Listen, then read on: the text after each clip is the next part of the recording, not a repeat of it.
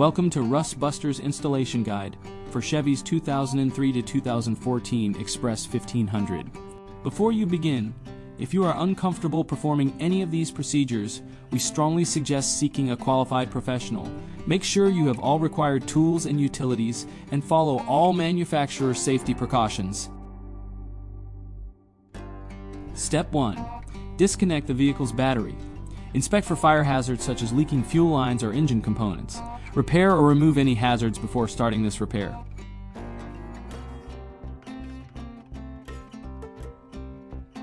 Step 2. Lift the rear of the van and remove the fuel tank. Remove any lines or brackets in the work area, including the vapor canister vent solenoid. Step 3.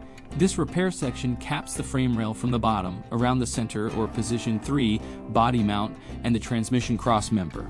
If either component or the frame beneath it is compromised, remove the affected component. If the components and frame are acceptable, remove the accommodating perforations from the repair section. Step 4. Before installation, paint the inside of the repair section where it will contact the frame rail.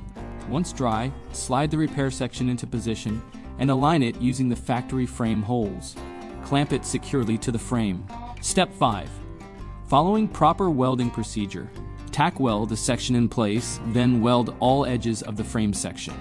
If you did not remove the perforations in Step 3 and remove the crossmember or body mount, install replacements now, then fill in the perforation lines in the frame section via welding. Step 6. Paint the frame section and work area and any remaining raw metal. We recommend our Rust Buster Rust Converter and Primer Spray Paint.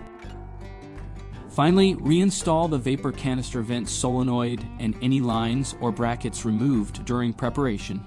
Then reinstall the fuel tank.